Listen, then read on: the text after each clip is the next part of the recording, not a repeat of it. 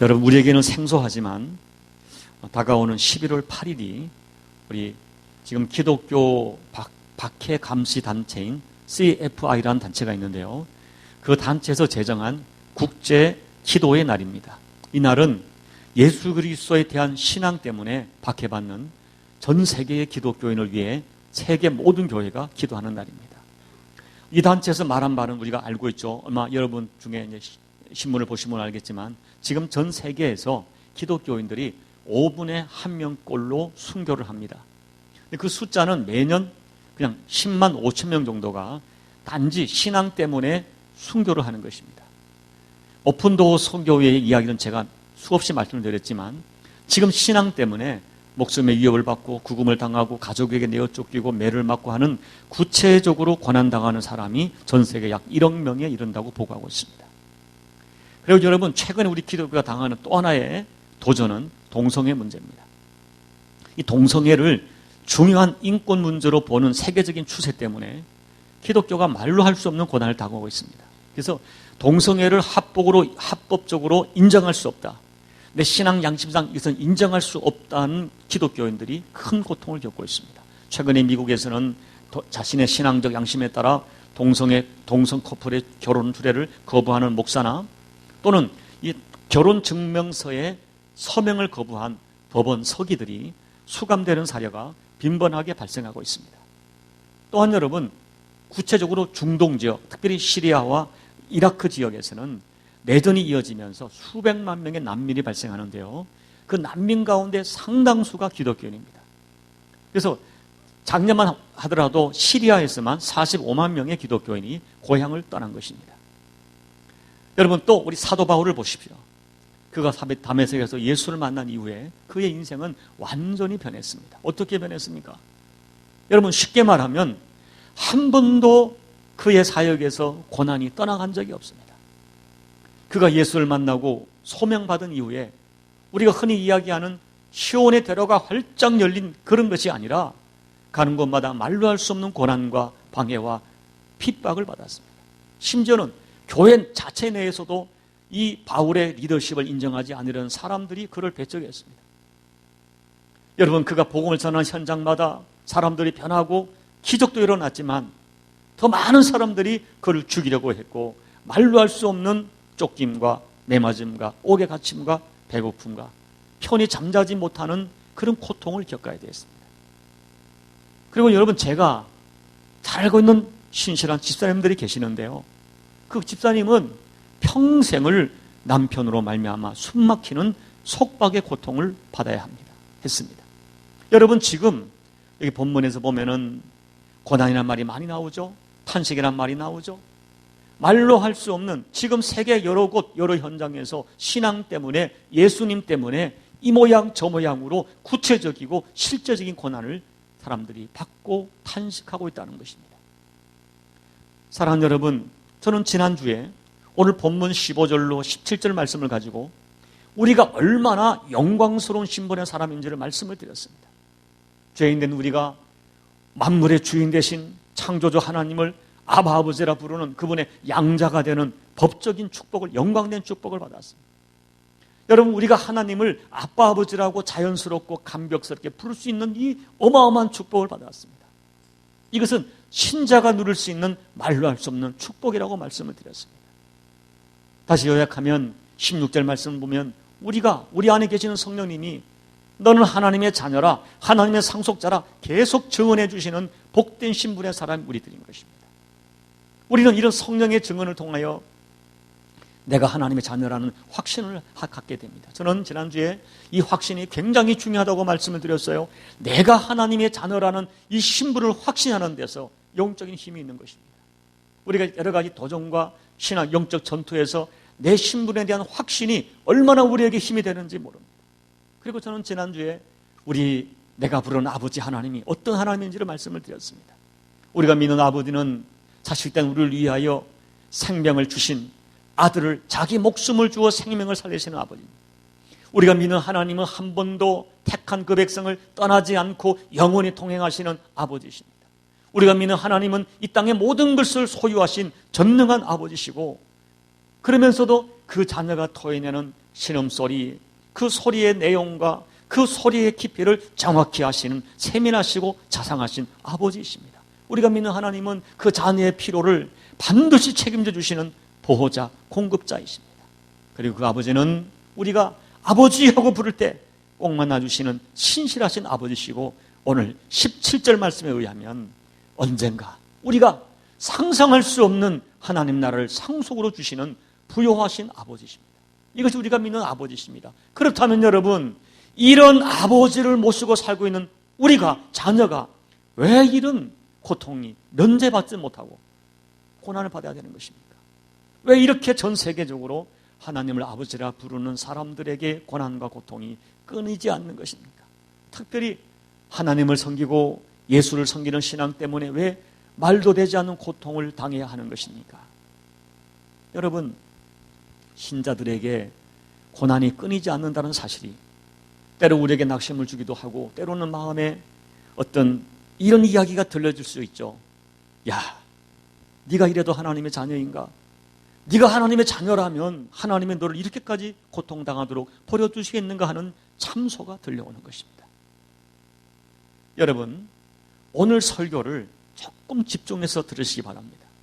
오늘 본문이 다루는 고난이라는 문제는, 특별히 이제 여기 17절에 자녀이면 상속자, 그리스도와 함께 영광을 받기 위하여 고난도 함께 받아야 할 것이라 할 때, 이 고난은 오늘 본문이 다루는 고난, 그리고 이 18절 이하에 있는 고난, 그리고 19절 밑에 있는 탄식이라는 이 단어는 우리가 일상에서 겪는 보편적인 고난을 말하는 것이 아닙니다. 오늘 본문에 다루는 고난은 17절 말씀처럼 아들이기 때문에, 상속자라는 신분 때문에 당하는 고난을 말합니다. 내가 하나님을 아버지라 부르는 신앙인이기 때문에 받는 고난을 말합니다. 여러분, 오늘 우리 사도 바울이 본문에서 분명하게 증언하는 것이 있습니다. 그것이 뭐냐면, 우리가 하나님의 영광스러운 양자가 되었고 하나님의 자녀가 되었고 상속자로 우리가 받을 어마어마한 영광이 있다는 것이죠.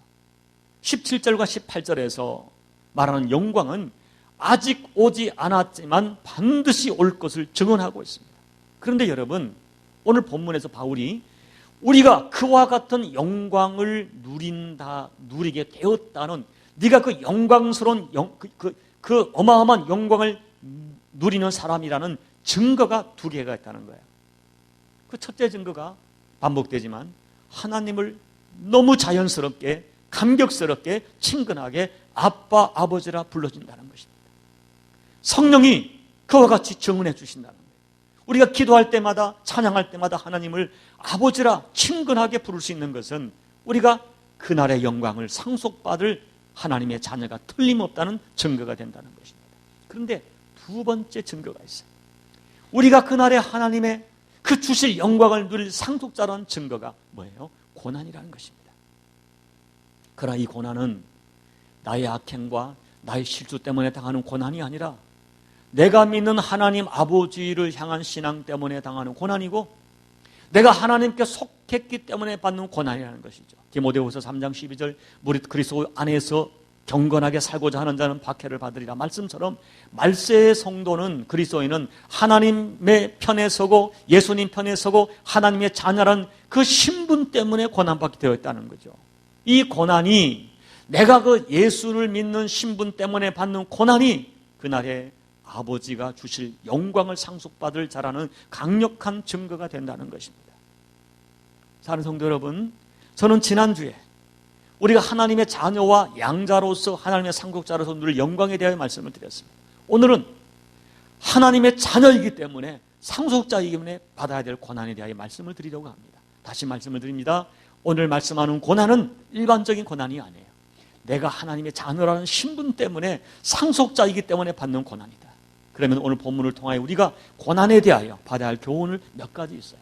첫째 교훈, 너무나 명확하고 간단한 교훈, 자녀이기 때문에 받는 고난이 반드시 있다는 것입니다. 자, 17절 말씀을 보면, 자녀이면 또한 상속자 곧 하나님의 상속자요 그리스도와 함께 한 상속자니 그 다음에 우리가 그와 함께 영광을 받기 위하여 고난도 함께 받아야 할 것이니라. 자녀이면, 보세요, 17절 맨 앞절에 자녀이면, 그 다음에 고난도 함께 받아야 할 것이냐. 자녀이면, 자녀라면, 여러분 이 고난은 뭐예요? 하나님의 자녀이기 때문에 감수해야 하는 고난입니다. 다시 말하면 아버지를 대적하는 사단이 그 자녀된 자를 대적하는 것은 너무나 당연하다는 것입니다. 성경은 분명히 내가 믿는 아버지 때문에, 내가 믿는 예수님 때문에 당하는 고난이 있을 것을 수없이 말씀하고 있어요. 여러분, 우리가 명심해야 할 것이 있습니다. 예수님을 십자가에 못 박고 핍박했던 세상은 조금도 변하지 않았습니다. 문화는 변했습니다. 문명은 변했습니다. 지식이 늘었습니다.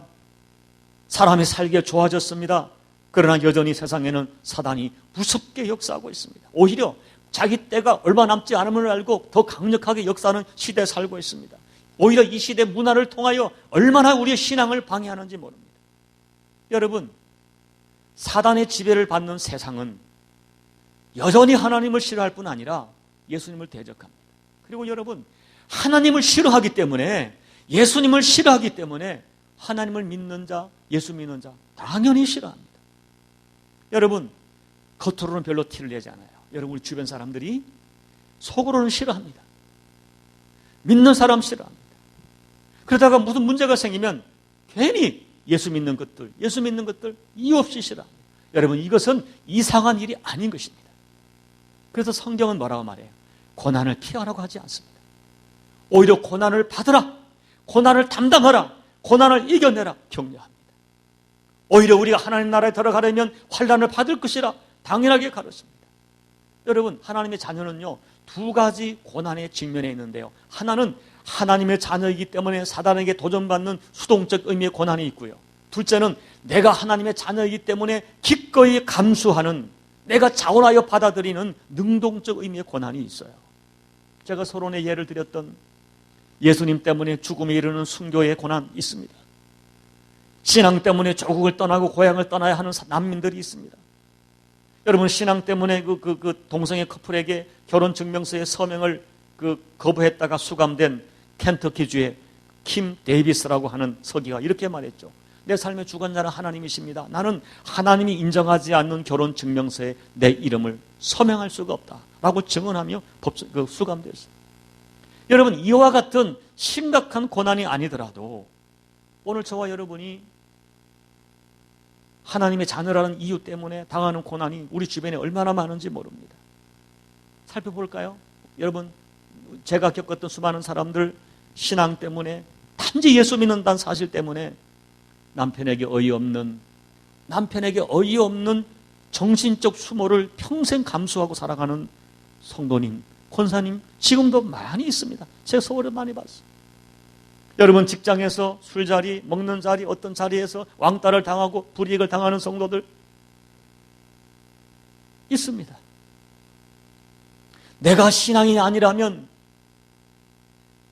그냥 두려움 없이 행했을 불법 탈세, 그 불법과 탈세로 재산을 모았을 터인데 신앙 때문에 헛되라고 망설이다가 어쩌면 바보처럼 남들처럼 그렇게 넉넉한 삶을 살지 못하는 분들 저 많이 보았습니다. 그리고 이 젊은 청년 남녀들 결혼해야 되는데 예수 믿는 신앙이 찼다가 홍기 놓친 청년들 많이 보았습니다. 그리고 여러분, 교회를 다녀도 그렇습니다. 같은 교회를 다니는데 남들보다 비교가 되지 않는 시간과 물질과 몸을 들여 수고하는, 이건 고난이라고 표현할 수 없지만 분명히 남들보다 구별되도록 자원하여 헌신하는 성도가 분명히 있습니다. 그리고 여러분, 놀랍게도요, 교회에서 모세처럼 사도 바울처럼 교회의 리더이기 때문에 같은 동족과 성도들에게 당하는 말로 할 수 없는 도전과 불신의 고통을 당하는 리더들도 많이 있습니다. 사랑하는 여러분, 그래서 어떤 학자가 이런 말을 했다고 해요.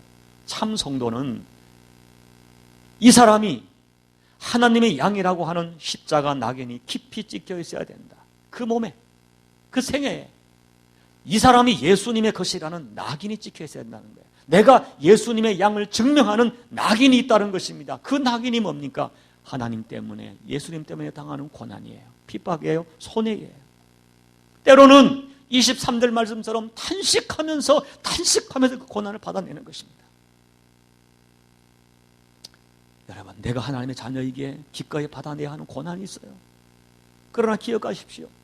그 고난은 언젠가 나를 영화롭게 일을 쳐줄 것입니다. 그 고난은 비교할 수 없는 영광을 경험하게 될 것입니다. 여러분, 주님이 말씀했잖아요. 나로 말미암아 너희를 욕하고 박해하고 거짓으로 너희를 거슬려 모든 악한 말을 할 때에 너에게 복이 나니 기뻐하고 즐거워하라. 하늘에서 너희 상이 큼이라. 너희 전에 있던 믿음의 선진들도 다 이같이 박해를 당했다. 주님 말씀하시잖아요. 여러분, 첫째, 다시 말씀드립니다. 내가 하나님의 사람이기 때문에 받는 고난이 분명히 있다는 거예요. 둘째, 그렇다면 하나님의 자녀에게 받아야 할 고난이 있다면 우리 고난 당할 때 주의할 것들이 있어요. 몇 가지 제가 적어봤습니다. 첫째는 고난 당할 때 놀라지 말라는 것입니다. 왜 이럴까? 이상한 것이 내가 주님을 이렇게 섬겼는데 그렇게 생각하지 말라는 거예요. 그게 당연하다는 거예요. 17절 말씀처럼 네가 자녀이기 때문에 하나님과 함께 영광을 받아야 할 존재이기 때문에 당연히 또한 그분과 함께 고난받도록 되어 있기 때문입니다. 그 믿음을 가지고 고난이 올 때 흔들지 말라, 놀라지 말라, 신세 타령하지 말라, 좌절하여 자기 스스로를 이렇게 낙심시키지 말라 하는 것입니다. 둘째 뭡니까? 고난 당하다도 구원을 의심하지 말라는 거예요. 내가 고난 당할 때 하나님께 버림받은 것이 아닌가? 내가 구원받지 못한 것이 아닌가? 그것이 아니라는 것입니다. 오히려 네가 고난 받는 것은 네가 내 자녀라는 증거라는 거예요. 오히려 그 고난이 너의 구원을 확증시켜 준다는 것입니다. 셋째, 고난 때문에 하나님의 사랑, 하나님의 능력을 의심하지 말라는 것입니다. 하나님 우리를 사랑합니다. 예수 그리스도의 생명을 주기까지 사랑합니다. 이 하나님의 절대 사랑을 어떤 경우도 의심하지 말라. 또 고난이 계속된다고 하나님 능력을 의심하지 말라는 것입니다. 하나님이 아무 능력이 없는 것처럼, 내게 관심이 없는 것처럼 의심하지 말라는 거예요. 우리 하나님 죽은 자를 살리시고 이 텅 빈 우주에 온 세상을 창조하신 하나님이십니다. 능력이 없어 고난을 허락하는 것이 아니라 고난은 하나님의 기쁜 뜻이 있다는 거예요. 넷째, 고난을 운명처럼 받아들이지 말라는 거예요. 숙명으로. 그래, 여러분, 고난은 자신의 운명으로 받아들이면 안 됩니다. 운명처럼 받아들여서 나는 틀렸어, 나는 안 돼, 자신에 대하여, 환경에 대하여 체념하지 말라는 거예요. 하나님 우리를 사랑하세요. 내가 고난 당하고 있지만은 그 고난 자체는 하나님의 뜻이 아니에요.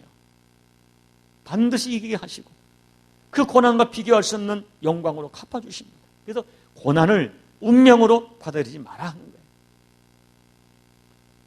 여러분, 제가 이 자료를 찾다 보니까, 책을 보다 보니까 그 책에, 제가 어떤 책을 이제 설교를 읽다 보니까 2014년도 10월 16일 아마 제가 그 책을 가지고 서울로 갔던 것 같아요.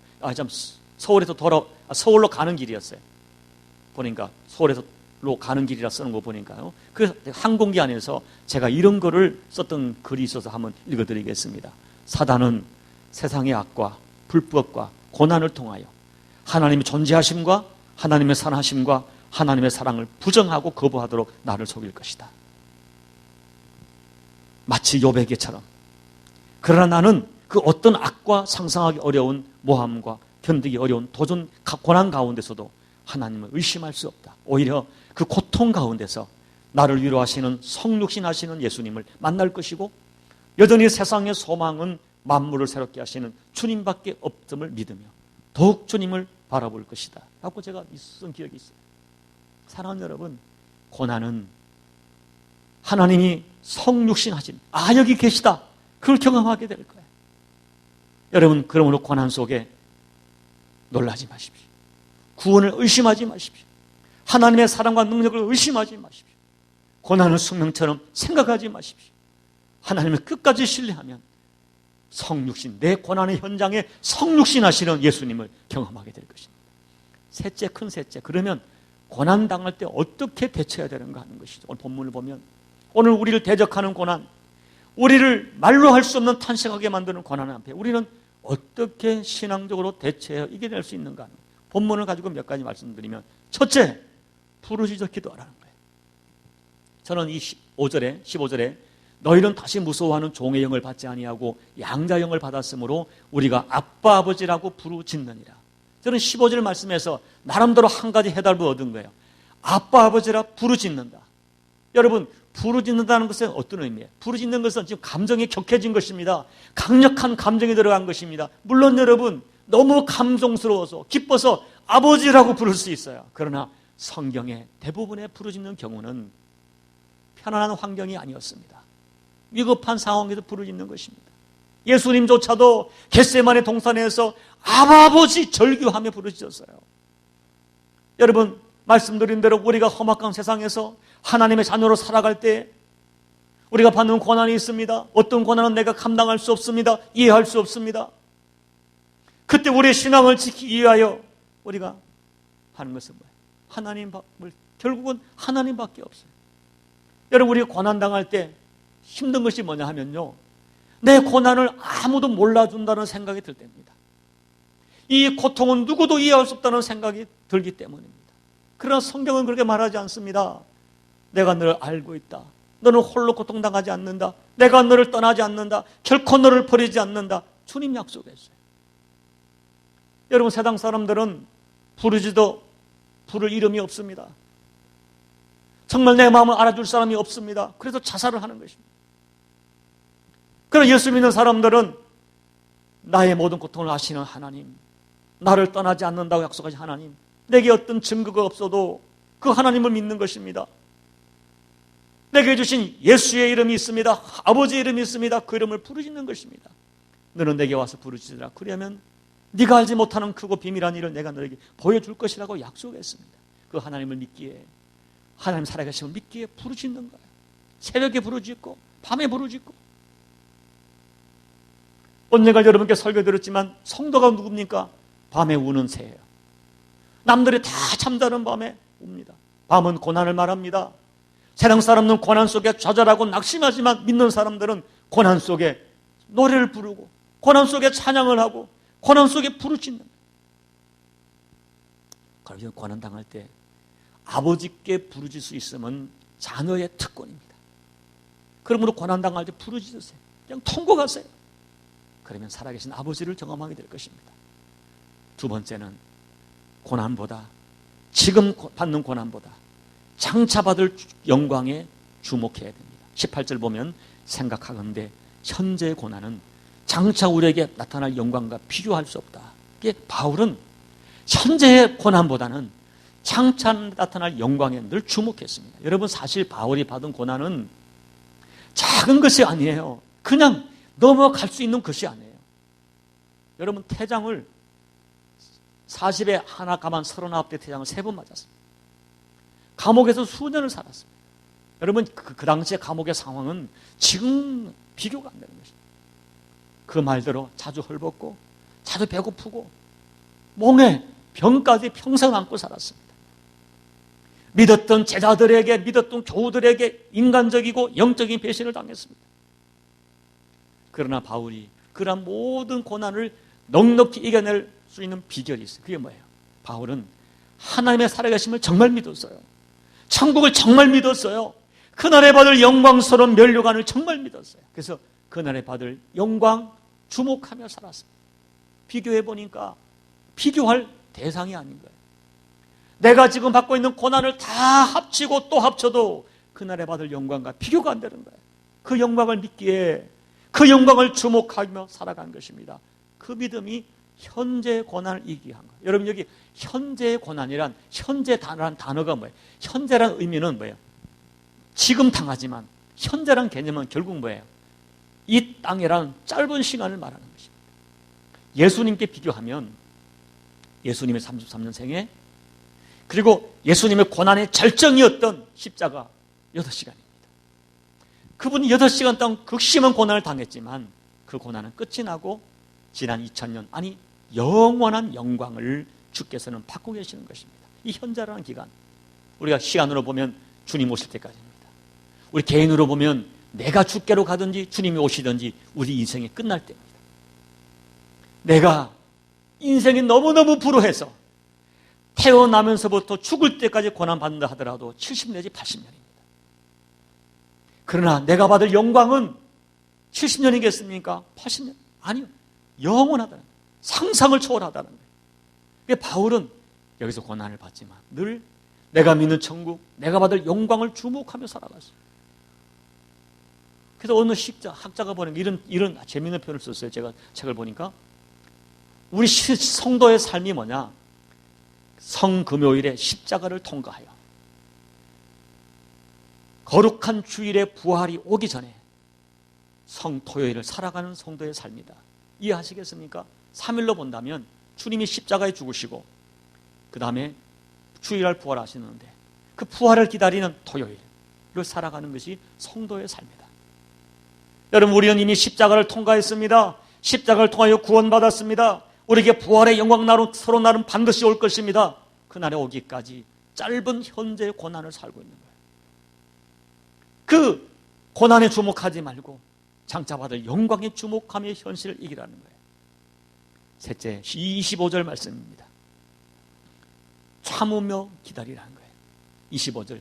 만일 우리가 보지 못하는 것을 바라면 참음으로 기다릴지니라. 여러분, 천국을 믿으십니까? 여러분 믿으세요? 여러분의 부활을 믿으세요?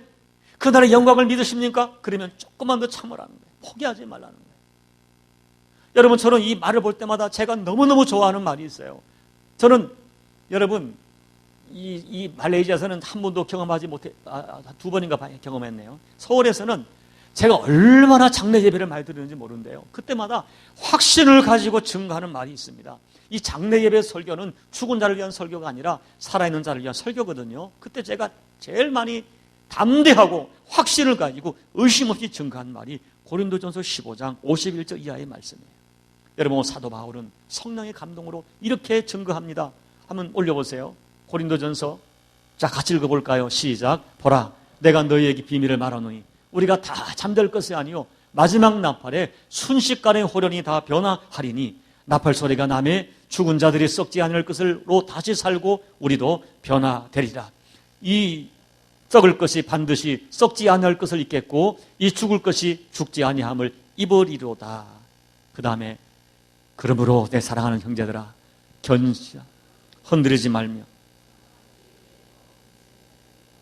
이는 너희 수고가 주 안에서 헛되지 않은 줄을 압니다.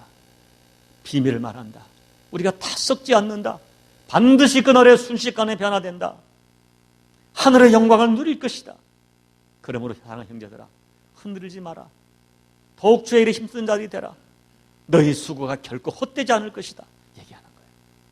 여러분, 그러기 때문에 보이지 않는 고난 때문에 보이지 않는 영광을 의심하지 마세요. 흔들리지 마세요. 끝까지 믿음을 지키세요. 그러면 그날에 여러분의 믿음이 실상이 되는 날이 반드시 오고야 말 것입니다. 넷째, 성령님을 간절히 의지하세요.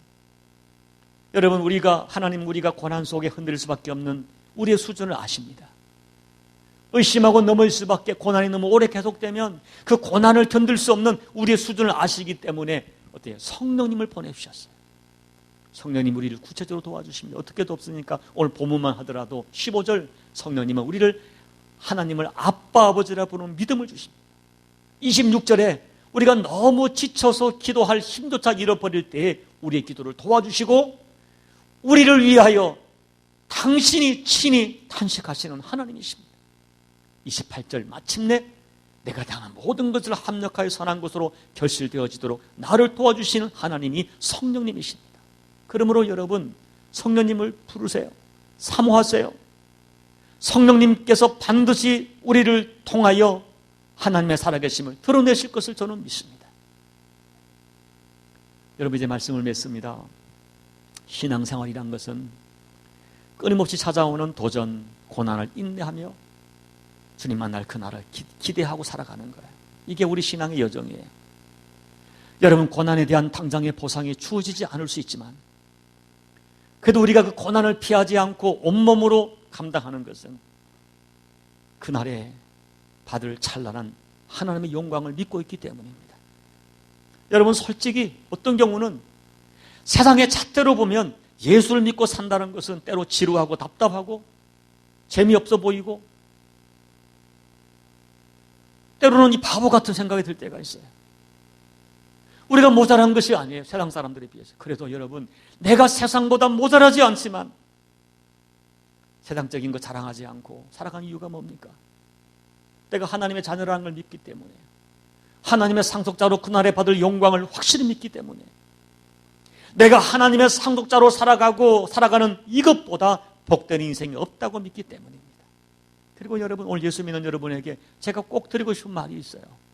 그건 자원하는 고난에 대한 것입니다. 여러분, 어떤 사람은 예수를 믿어도 고생하며 예수 믿는 사람이 있고, 교회에서 쎄빠지게 일하며 믿는 사람이 있고요. 어떤 사람은 편하게 예수를 믿어요. 여러분, 편히 예수 믿는 거 너무 부러워하지 마세요. 분명히 그날에 받을 영광이 다른 것입니다. 여러분, 생각해 봤어요. 사도 바울이 받을 영광과 마지막 십자가에서 그냥 두 손 들고 있다가 예수 영접하여 받은 한강도의 영광이 어떻게 같을 수가 있겠습니까? 여러분, 마태복음 25장에서 주께서 이런 말씀을 합니다. 그날에 내가 이 땅에 살면서 예수님 때문에 행했던 지극히 작은 것 하나, 너무 작아서 내가 기억할 수 없는 그 선행 하나, 하나님은 잊지 않고 기억해 주시고 보상해 주신다는 것입니다. 반대로 너무 작아서 무시했습니다. 이 정도야 무시했습니다. 마음에 부담이 있지만 그냥 무시했습니다. 나는 잊어먹었습니다. 그런데 주께서는 기억하시고 나를 무섭게 책망하신다는 것입니다. 그러면 여러분, 주님과 교회를 위하여 기꺼이 고난을 내 몸에 채우노라 하는 심정으로 신앙하시는 여러분이 되기를 바랍니다. 다시 정리하죠. 예수 때문에 받는 거, 고난 받는 거 이상히 여기지 마시기 바랍니다. 오히려 내가 믿음 때문에 받아야 할 고난이 있다면 거부하지 않기를 바랍니다. 무릇 경건하게 살고자 하는 자는 박해를 받으려 했습니다. 고난 때문에 낙심하지 말고 믿음으로 인내하고 하늘의 영광을 주목하며 살아갈 수 있는 여러분이 되기를 바랍니다. 여러분, 내가 받을 상속은 영원하고 누구도 빼앗을 뿐 아니라 우리가 지금 상상하는 것을 상상할 수 없는 것들이 되어질 것입니다. 부디 여러분에게 주어질 최종 영광을 기대하며 그날을 준비하며 살아가는 여러분 모두가 되시기를 주의 이름으로 축복합니다. 기도드리겠습니다.